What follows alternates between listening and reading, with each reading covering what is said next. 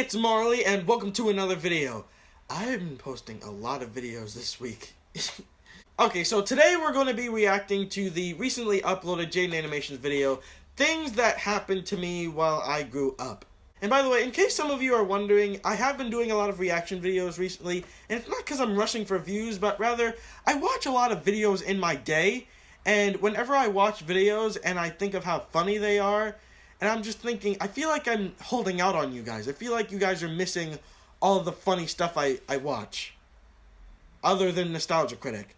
So yeah, today we're gonna be reacting to this. So let's just get right into it in 3, 2, 1. When I was living on my own for the first time, I had to go to the store and get milk and paper towels, and that was the first time I was like, wow, I am such a freaking adult. I really appreciate the childhood my parents were able to give me. I'm really privileged to have grown up in a functional house where my parents didn't want me to die. I made a parent stories video a little over a year ago, and I rewatched it to make sure I didn't repeat any topics. And all I'm gonna say is those stories and animation are not worth 10 million views. That kind video is, because it was a good video. like it. I don't like that video. My parents were really big on manners and being polite. We've got some Asian blood in us, so we can't bring dishonor to our family. We do all the typical things like call adults Mr. and Mrs., ask to be excused from dinner, make sure to thank everyone for everything ever, bow to our superiors. When my mom had new people come over to the house, she would make me introduce myself and shake their hand, and then when no one was looking, she'd pull me aside to a different room and quiz me. What color are their eyes? That was my mom's training course to get me to be good at eye contact, because I guess I used to be stupid and not look at people when they talked. But I remember that kind of backfired because I'd be so focused on memorizing their eyes that I wouldn't pay attention to what they were saying. Hi, Jaiden, how are you? Alright, loser, I've got a quiz to take. Now that I've got 20 years of aced eye quizzes under my belt, I'm an eye contact wizard. I graduated top of my class in eye contact. I've got eye contact master's degrees. Well, every once in a while, some people make me nervous, and I get shy. But other than that, I'm an eye contact powerhouse. I realized more recently that I think sometimes I go overboard and just end up staring at people by accident, and it's very weird. And I'm sorry at everyone. My mom would also be really strict on me saying pardon all the time instead of what? Like, she would say something I didn't hear, and I'd go, what? And she'd stick her head around with, pardon? I wouldn't be a bimbo and be all, what? It's not like I was being a rude moron. One time, my friend told me, Jaiden, I think you're the only person I know that says pardon. And like, that's all fine and dandy. I could respect my mom's request to use an underused polite word. But I can't, because she's even worse. This is what she does. Mom, did you put my book somewhere?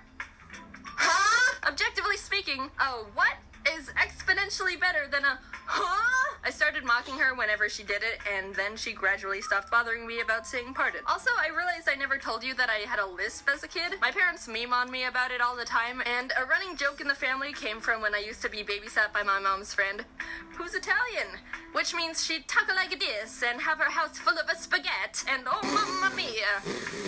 I'm only half joking. She's very Italian. Yahoo! She would make pasta for me all the time, and whenever she would ask what I wanted for lunch, I would pathetically go, pasta with no sauce. I wanted pasta with no sauce. Yeah, I And knew now, that. if my family would be having pasta for dinner, someone would end up going,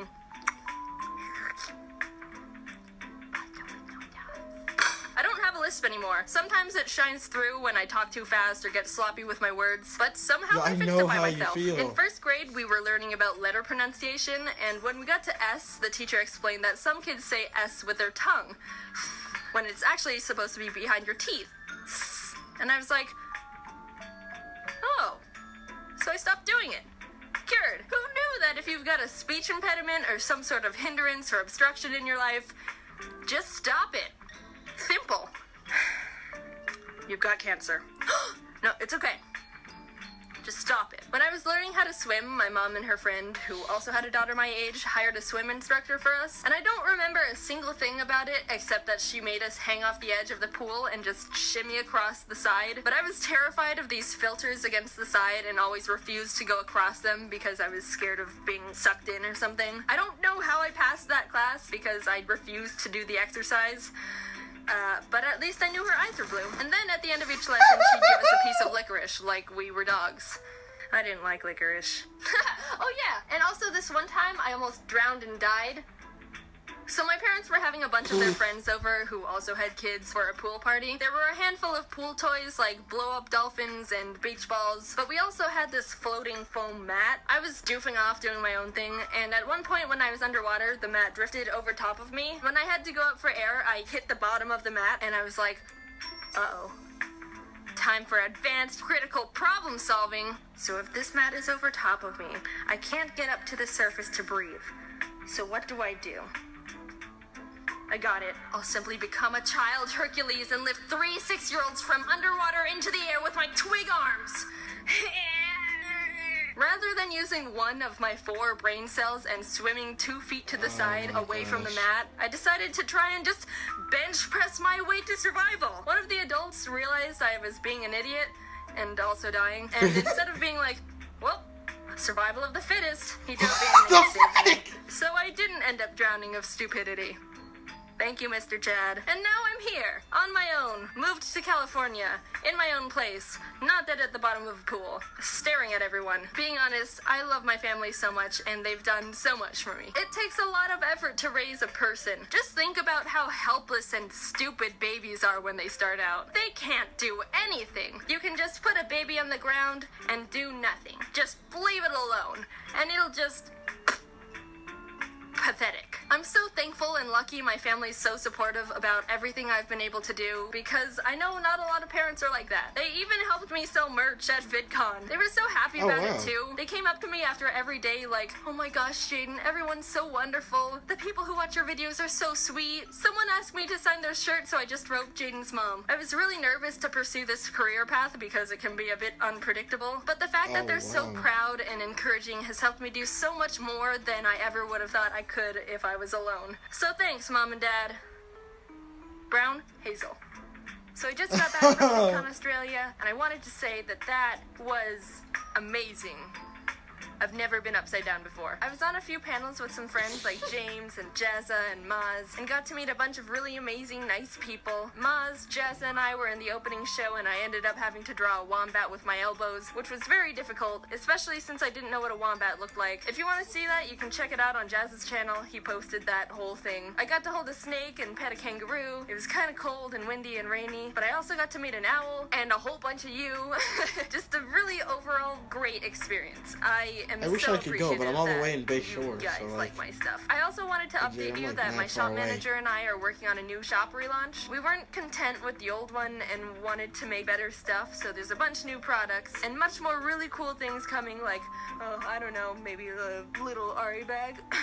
I don't know. Oh, geez. Link is in the description if you want to check it out. Thanks for watching. I really mean it. I'm excited to start pushing for more video improvements and just get a bunch of really cool stuff done. Okay, it's getting really hot in this closet. See you later. Bye. Thanks for everything. I love you. Okay. So, my opinion on the video, that was another fantastic Jaiden Animations video. I swear. I mean, Jaiden should definitely do, like, stand-up comedy or something. But then again, if she did stand-up, she wouldn't be able to animate. And that's mostly what she does. And she's very shy, so, like, I don't know. Yeah. So much for that thought in my head. Overall, fantastic video. 10 out of 10. Fantastic. And surprisingly, this video is, like, #1 on trending right now. So, like, congrats to you, Jaiden. You moving right on up. Well, I think that's it for this video. See you next time on... What?